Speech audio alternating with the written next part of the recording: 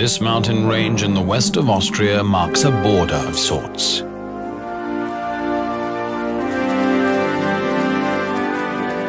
Looking east, the icy peaks of Tyrol spread to the horizon. To the west lies the province of Arlberg, once part of another continent. The rivers of this mountain send their waters to oceans far apart, the Black Sea and the North Sea. Up here, land cultivated for centuries borders on raw wilderness.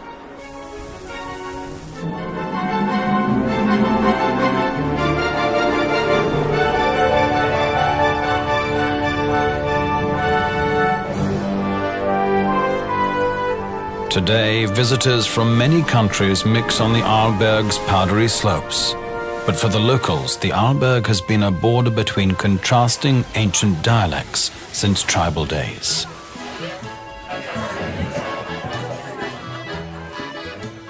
Even the menus in the ski chalets reflect two different cooking cultures, or just as often call the same dish by different names.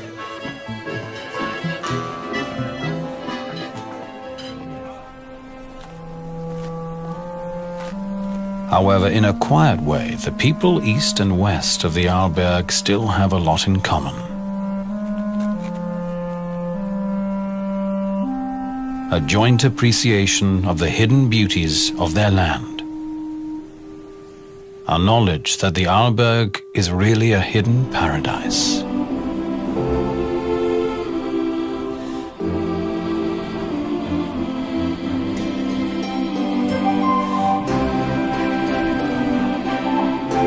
The Arlberg? Actually, there isn't any particular peak or crest or rock formation of that name. The term Arlberg Pass is a modern invention. The region thus named could be defined by its major villages: St. Anton, St. Christoph, Stuben, Zuers, and Lech. These used to be remote mountain villages, romantically picturesque but of little importance. But in the early 20th century came a dramatic change. The rich and the beautiful discovered this stunning mountain scenery as a perfect winter playground.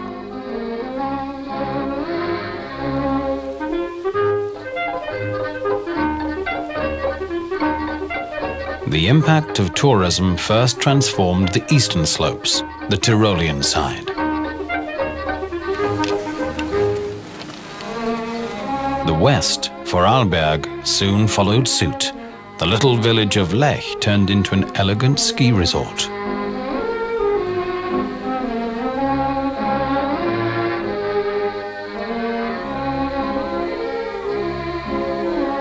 It all began in 1901 with the foundation of the Arlberg Ski Club. 20 years later, the region's first skiing school was founded, making the Arlberg the cradle of alpine skiing.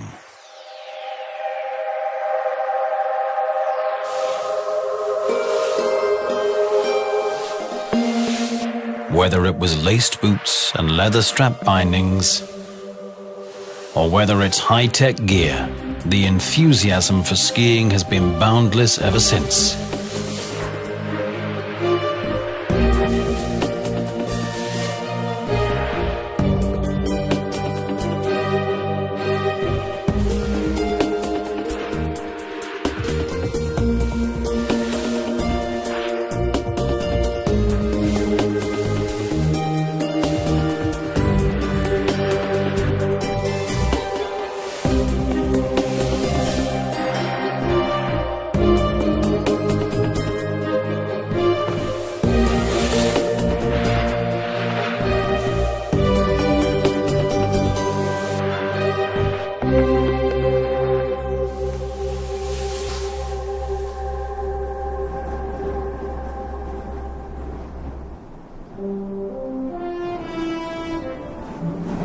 But it's not just two-legged creatures on one or two boards who occupy these slopes.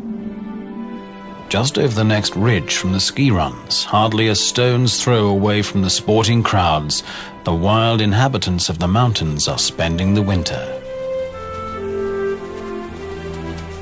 Sheer rocks are not for skiers. They're the domain of chamois and ibex.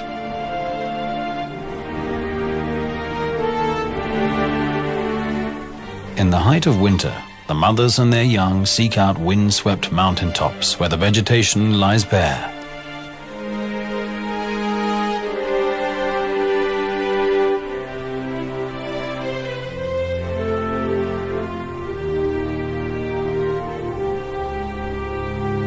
In this season, the bucks come to join the flocks of females. The males have a strict and simple hierarchy. The big ones with the big horns dominate the smaller ones.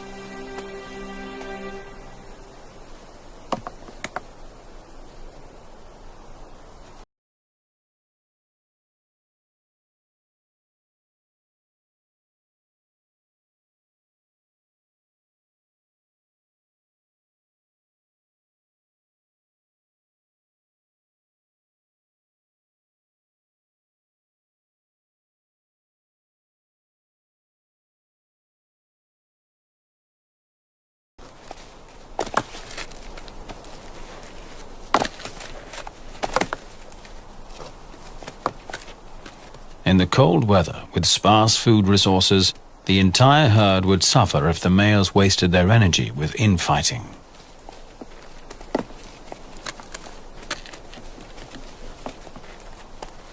Ibex are really a peaceful lot.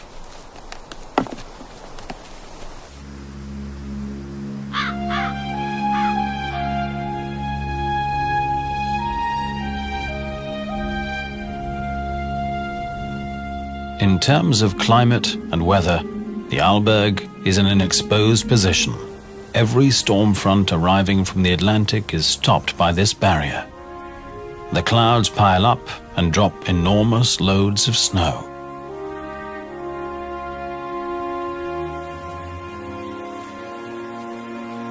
Eurasian siskins spend the cold months in large flocks.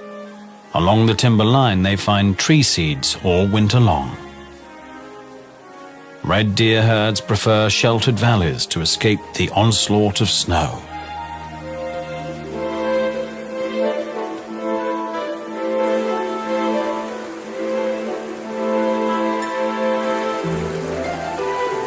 In the western valleys, the average annual snow cover is 7 to even 8 meters. Up in St. Anton, it's about half of that, and in the higher valleys, the annual average is an incredible 14 meters. On the lee side of the ridges is where the snow really piles up. For the chamois, cutting across such slopes is not just tedious, they're risking their lives. Cautiously, an experienced female makes a track.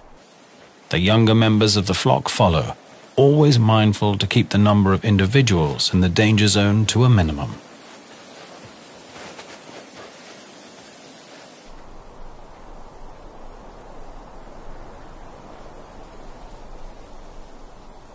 The mother with the smallest kids goes last.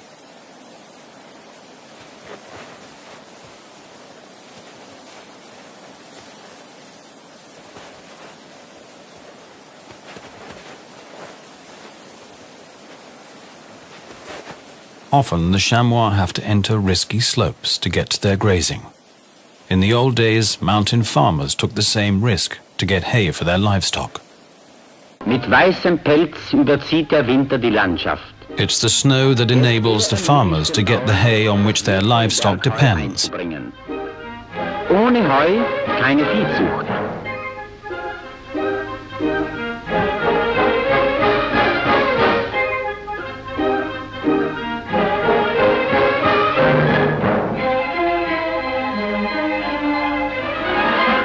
Unter Lebensgefahr fährt man die kostbare Last auf Tannenreisig zu Tal.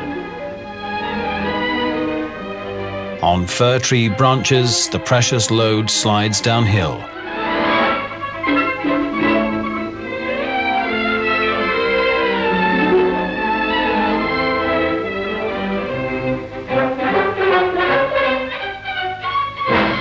On level ground, the hay is packed on sleds and pulled to the village.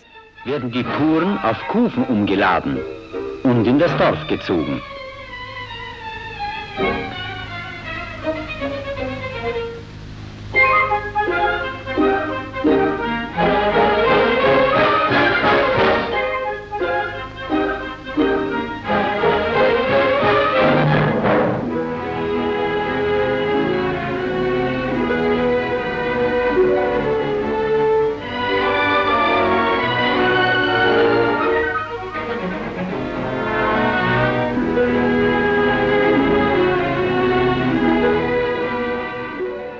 Though lifestyles may have changed since then, the wind hasn't.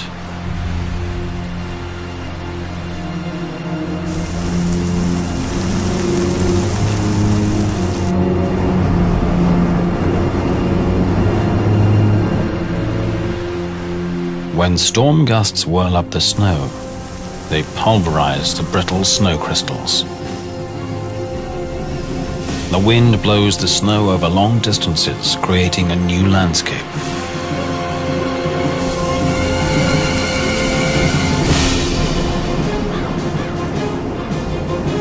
This snow has 3 times the weight of fresh powder and builds huge precarious drifts along the ridges.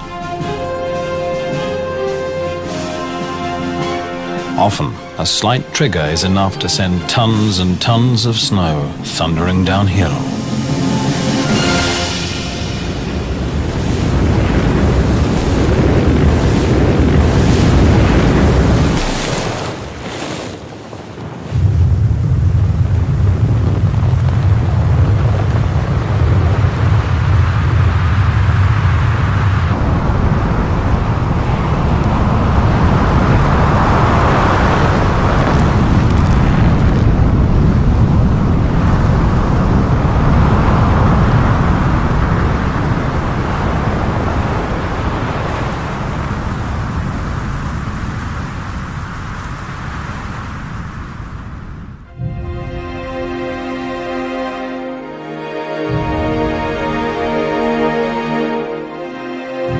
The people of the Arlberg have always had to live with the forces of nature.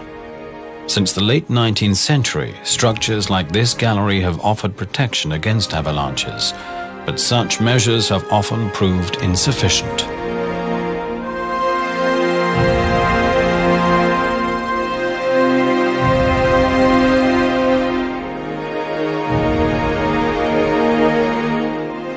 In the valleys too, masses of snow have always posed a challenge.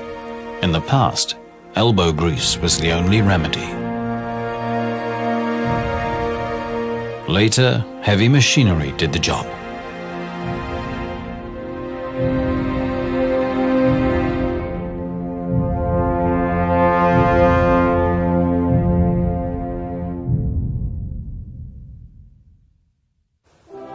Back in the mountains above the village of Lech, there's a strange landscape feature, fully revealed only from the air.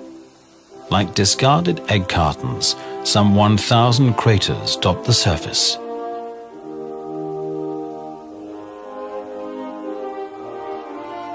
The biggest of these dolines is 100 meters across and 35 meters deep. It was created by a special form of erosion. Water made the gypsum in the rock expand. The surrounding rock crumbled and was eventually washed away by the rain. In the winter, this landscape with its many edges and craters and its labyrinth of snow-covered Swiss mountain pines is a perfect hideaway for wildlife. It's a permanent haunt of ptarmigans, together with chamois. They find food in places where small avalanches have exposed the ground.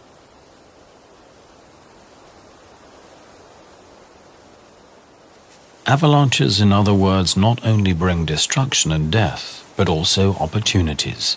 Without them, the snow blanket would cut off the animals from food for many months.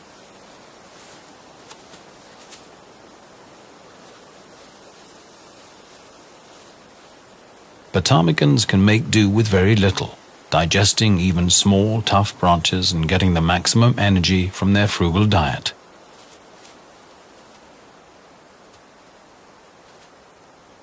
Overnight and around midday, The birds bury themselves in the deep snow to escape the wind.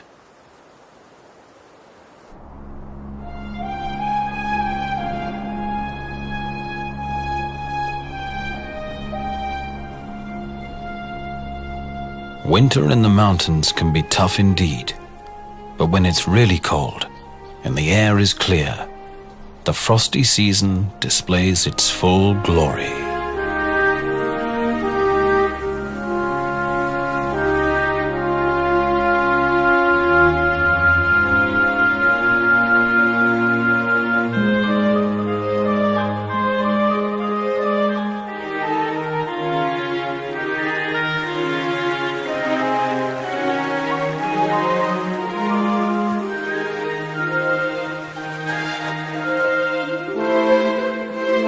Fresh snow has covered the heights, sending the chamois downhill to sheltered places.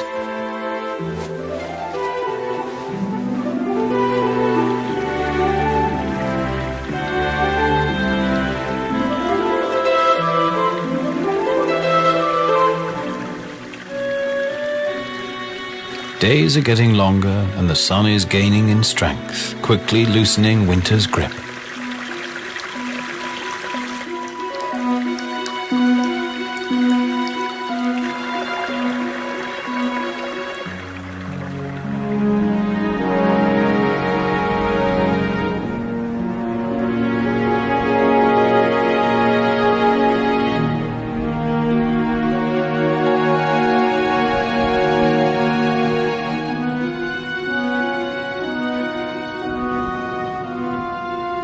The trickle and murmur of water is everywhere. Water and warmth bring to light the first messengers of spring. Snowbells shoot from the thawing ground. These flowers are perfectly adapted to the extreme conditions up here, and beneath the snow, something is moving.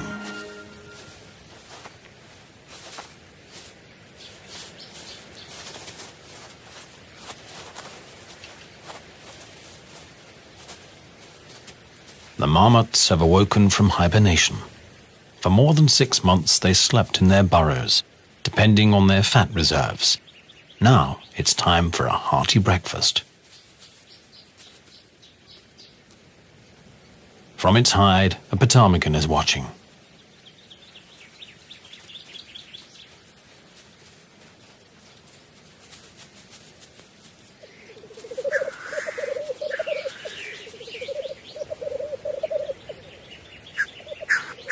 Further down the slope, a black grouse male on a lek is trying to attract females.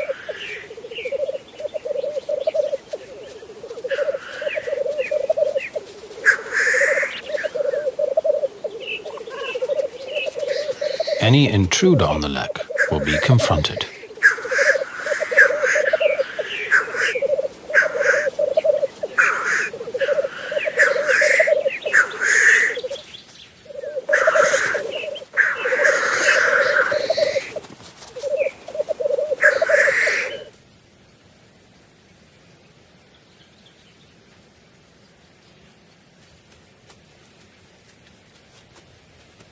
The intruder seems to respect his rival's superior strength.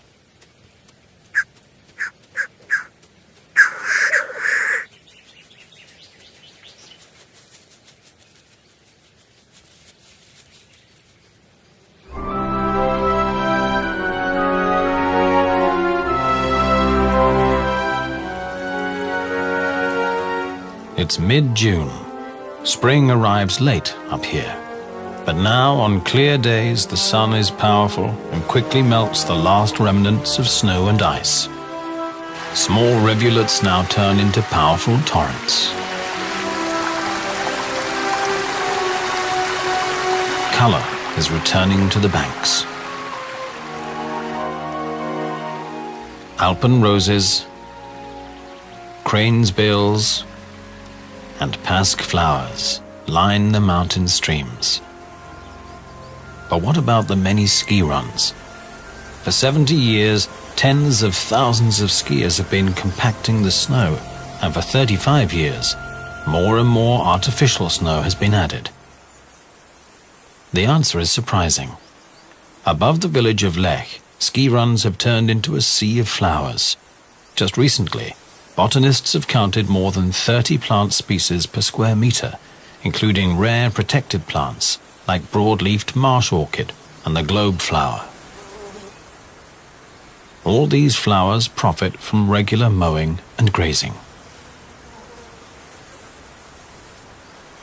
In the shade of the forest edge, a rare botanical gem is found, the yellow lady's slipper. Its flower is surrounded by a so-called bract.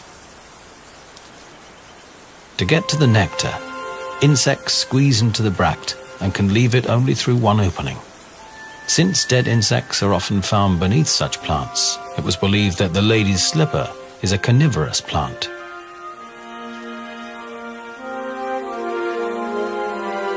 In fact, however, predatory spiders often lie in wait by the bract's exit, killing the insects and leaving their empty skins in the grass.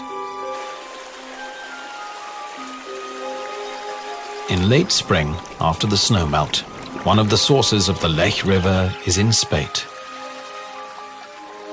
Crystal clear water gushes from limestone rocks, and soon the creek grows into a small river.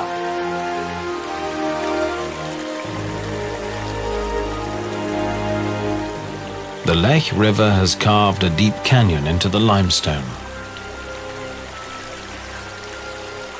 This is Europe's great continental divide.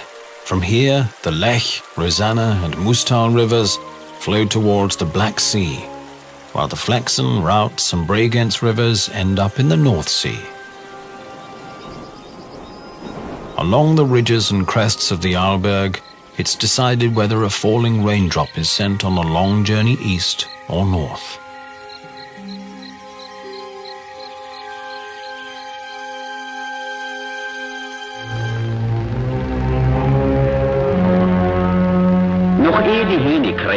Before the roosters crow and the wind chases the last wafts of fog out of the valleys and over the crests, the herdsman leads his herd to pasture. These paths are rough. The cattle have to climb over loose debris. Just setting one foot before the other can be a chore, and it goes on and on to a height of 2,000 meters. Bis in 2000 Meter Höhe führt die beschwerliche Reise. The mountain spring is as refreshing as the clear air up here. Glasklar ist das Wasser und genauso erfrischend wie die reine Luft der Berge.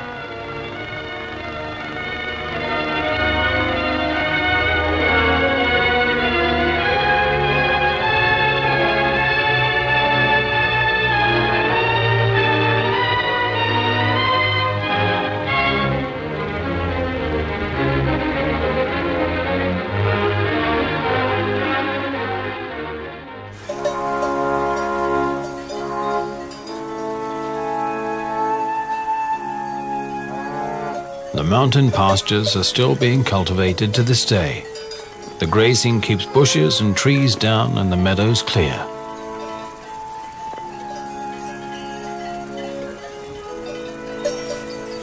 After the high pastures have been grazed, blue flowers begin to dot the slopes. It's the blue wolfsbane, one of Central Europe's most toxic plants. According to a Greek myth, it grew from a hellhound's drivel. The mere touch of the blue or the yellow wolfsbane can cause severe toxic shock.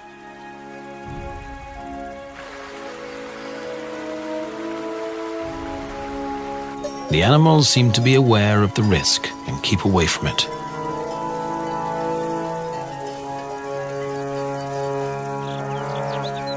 Mountain cabins have always been built in spots known to be safe from avalanches. Some of them used to be dairy farms. For centuries, traditional cheesemaking was practiced up here. This is tedious work. Fresh morning milk and milk from the previous evening are mixed with ferment and heated. The curdled mass is cut up with a cheese blade.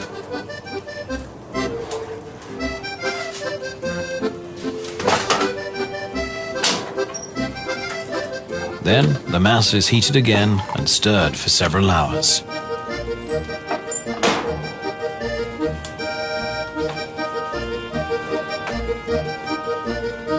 In the days when the pastures could not be reached by vehicles, making cheese was the only way of preserving the summer milk.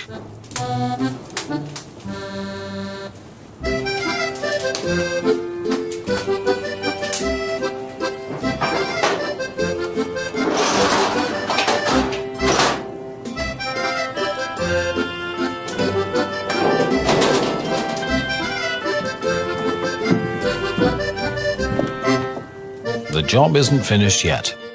The soft cheese is packed into cloth, pressed, and turned over again and again.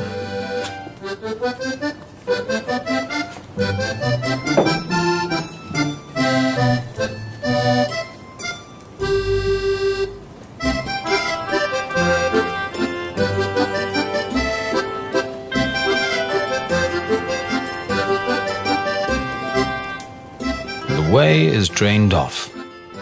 Once a loaf has the right consistency, it's immersed in salt water overnight.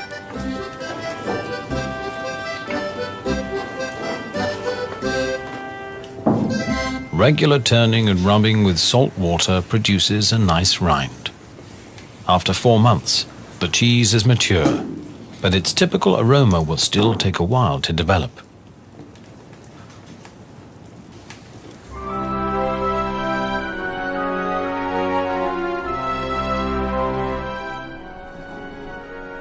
The Arlberg's deep past is full of surprises. Some 220 million years ago, its crests were flat, tropical beaches, not far from the equator. Again and again, the tropical sun dried out shallow lagoons, leaving behind gypsum. As the African plate drifted northward and eventually collided with Europe, the shallow sea and its beaches were squeezed together and eventually lifted up.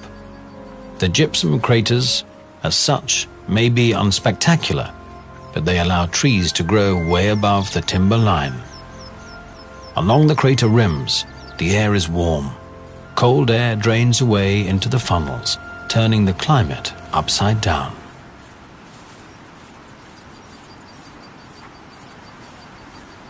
For the marmots, the sunny slopes of these craters are paradise. It's full of hiding places, and the soft ground is easy to dig. The young are out all day now, trying to gain weight.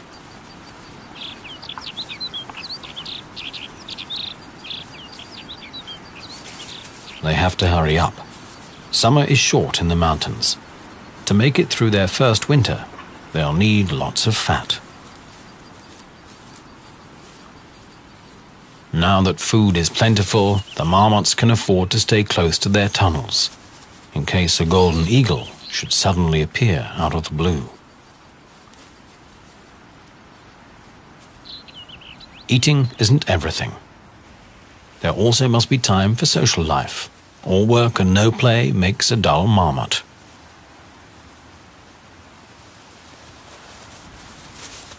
Marmots are natural-born whistleblowers. If one of them spots anything suspicious, it will sound an ear-rending alarm.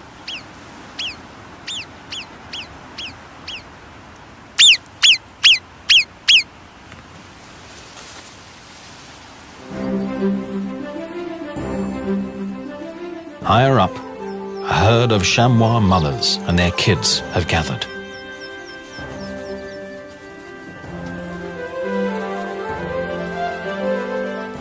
Here too, good, clean fun seems to be an important part of life.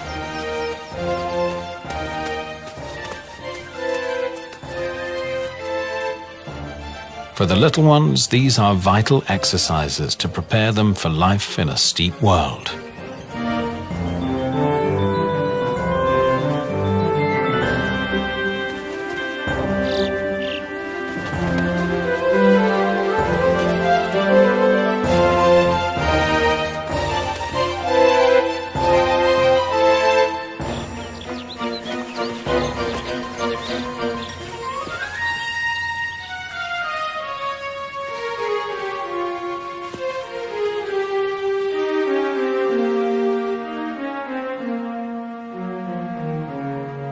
In the mountains, weather changes can be spontaneous. If the wind turns to a northerly or northeasterly, the Arlberg is in for a storm.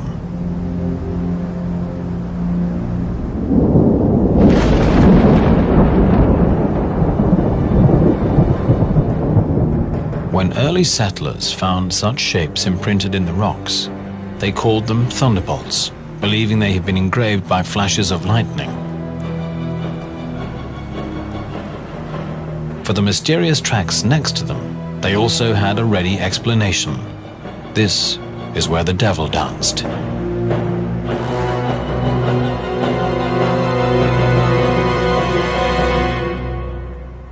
But there are more factual explanations.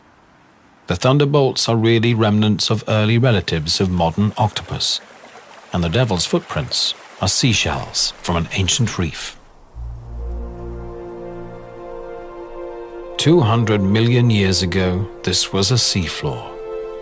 The Thetis, the ancient Mediterranean with its sprawling lagoons, kept changing its shape and size, again and again. To the expert, this is an open book telling 400 million years of geological history. Broken up by ice and washed out by water and acids, this karst landscape is the result of erosion. And there are even more witnesses of lost eras. The ancient sea was populated by ammonites, marine predators like the nautilids, the predecessors of modern octopus.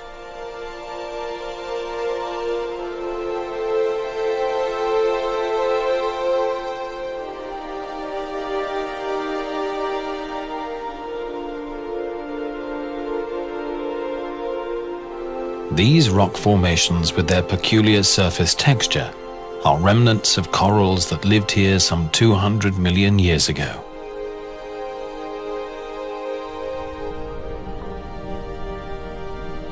Over millions of years, the sea level rose and fell, followed by the growth and decay of coral reefs.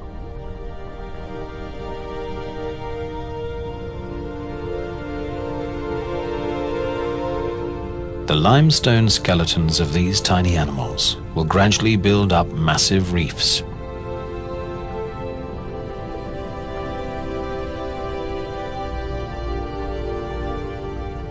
But the Arlberg's coral gardens were just a brief episode in Europe's long history. In fact, these rocks have come from several ancient continents.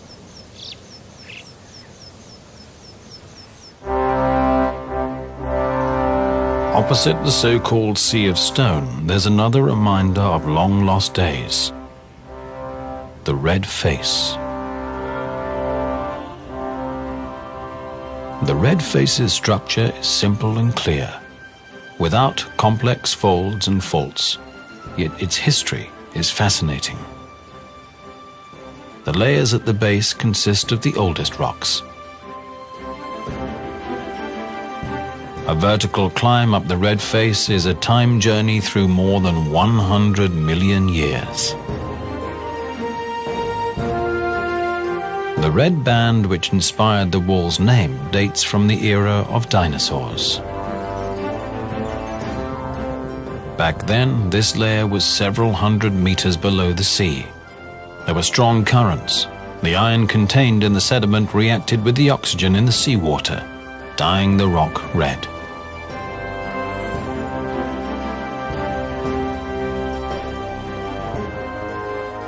On the eastern side, in Tyrol, the rocks have an even longer story to tell.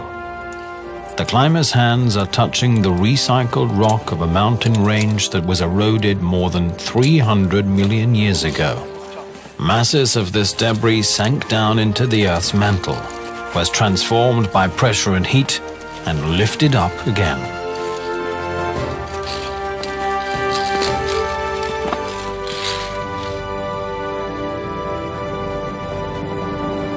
The rocks where ibex are resting today are echoes of ancient continents.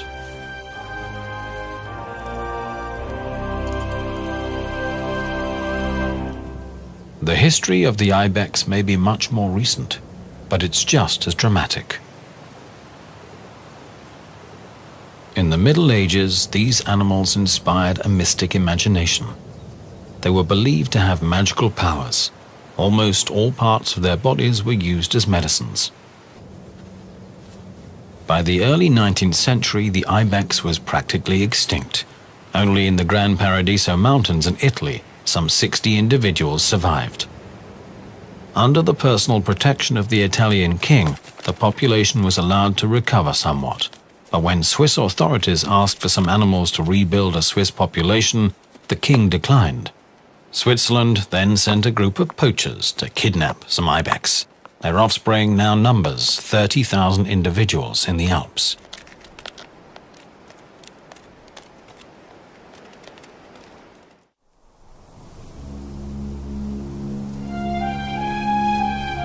Snowfall is likely at any season on the Arlberg, even in the height of summer.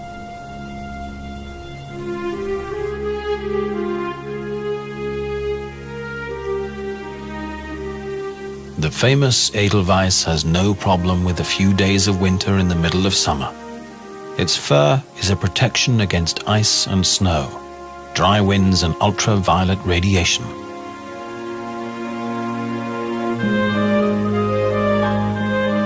But snow in summer will not last long. As the fog lifts, it becomes clear that this time the blizzard was not so heavy. The cattle is unimpressed. The horses too seem to be used to this.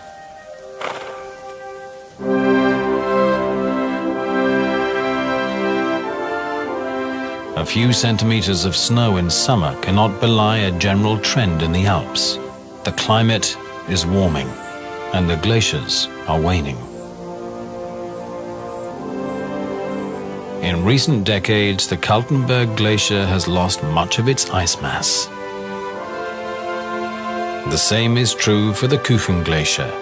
Some 20-30 years ago, this vast field of debris was still covered by ice.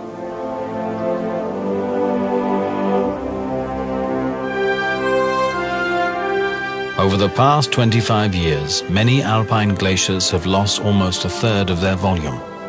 The end of this trend is not in sight.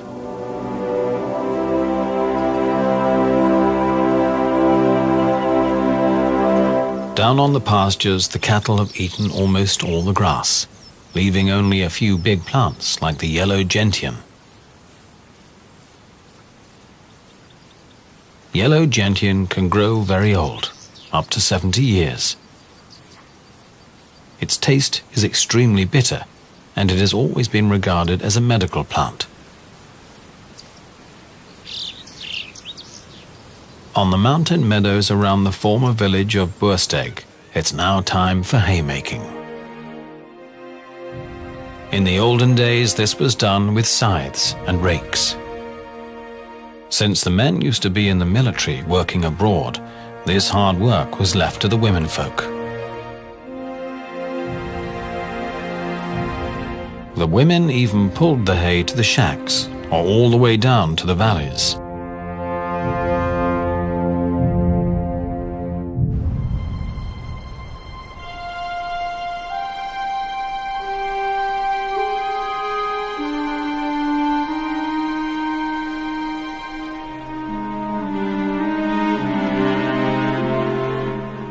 There are years when summer seems endless, but then the first night frost transforms the landscape overnight. Fogs roll through the valleys, and the breeze carries an autumn fragrance.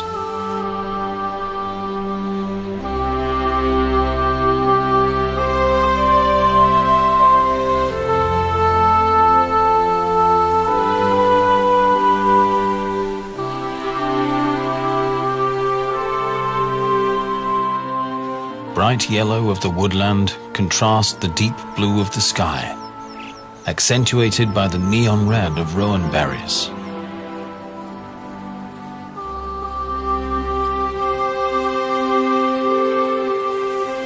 In fact, these are not berries at all, but apple-like fruits of the rose family. which is of little concern to the red deer. To them, it's just a juicy snack.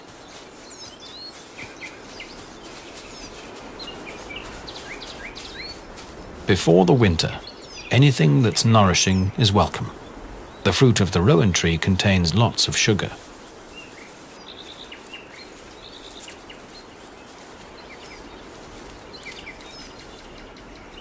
For centuries, these fruit were believed to be poisonous. In fact, however, even humans can eat them when they're cooked. They contain lots of vitamin C.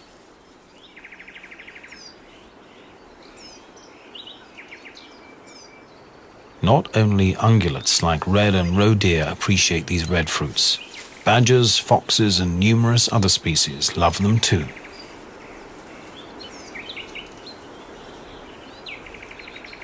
Rowan trees grow along small streams as well as the timberline. Most of the trees are high, too high to reach for most animals.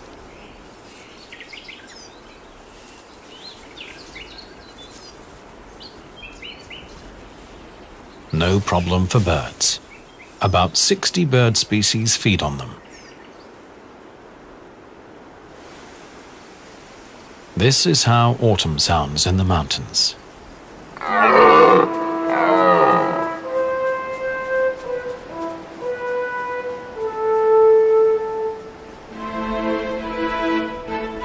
All day long, the rotting calls of stags echoes from the slopes. The roar is more than just a threat to male rivals. From a male's voice, females can discern the strength and health of a stag. The deeper the voice, the greater the attraction.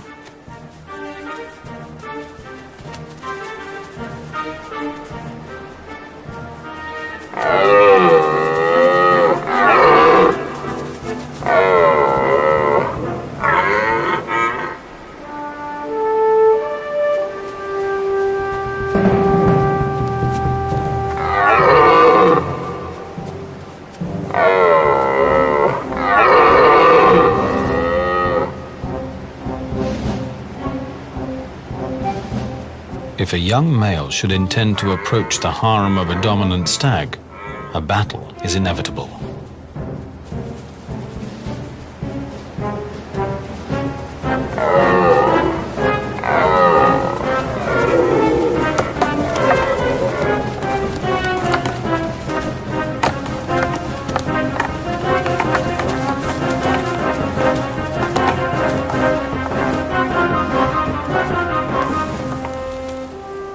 The rut can last several weeks. For the dominant stags, this is the most stressful time of the year.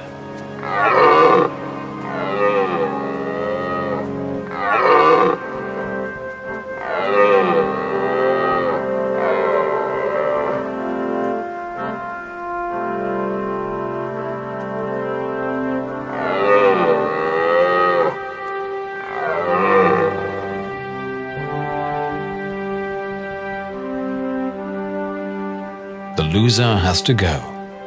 If he survives the winter, he can have another try next year.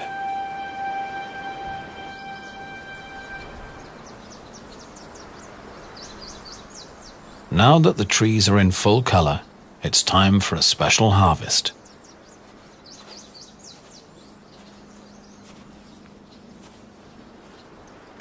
For decades, this gentian plant has withstood all sorts of troubles.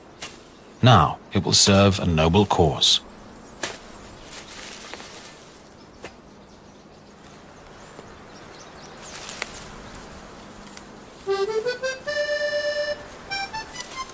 This is the stuff the legendary gentian schnapps is made of.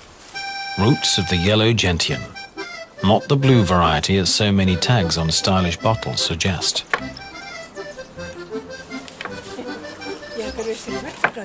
The roots are cleaned with a brush, very carefully. Even the slightest remnant of dirt would spoil the work of many days. The clean roots are chopped up.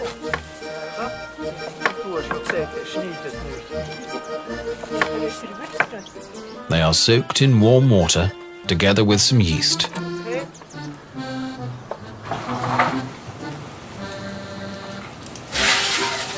After 3 weeks of fermentation, the mash is ready.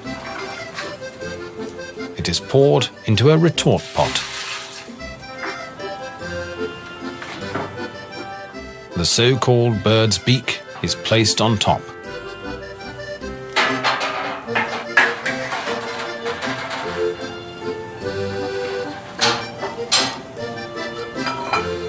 It requires experience to keep the temperature just right. Just at the right moment, the still has to be cooled down.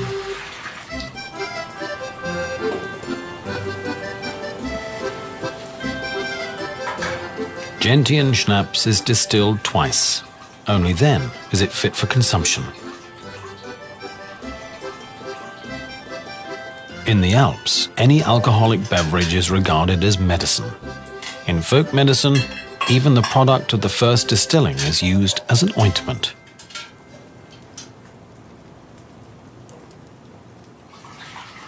The end product, the schnapps, is recommended after physical exertion or general weakness, and after a good meal. Tagesarbeit, abends Gäste. Bacon dumplings after a day of hard work.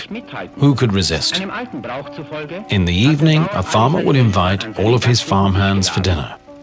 And dinner is rounded off with a glass of Gentian schnapps. Ein Schluck Enzian.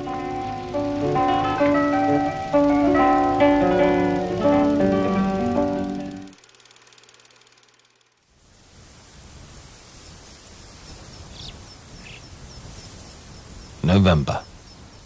The first snow in the mountains signals the opening of an exciting spectacle. The chamois rut. In contrast to the ibex, who will batter each other with sheer power, chamois bucks will engage each other in breakneck chases.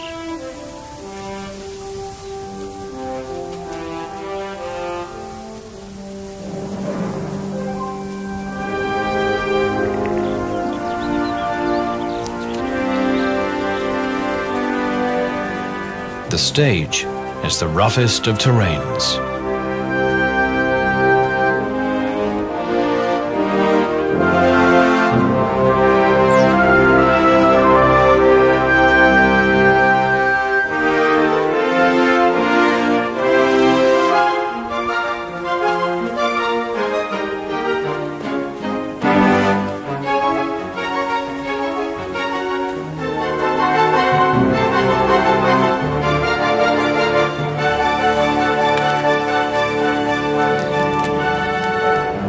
The year is coming full circle.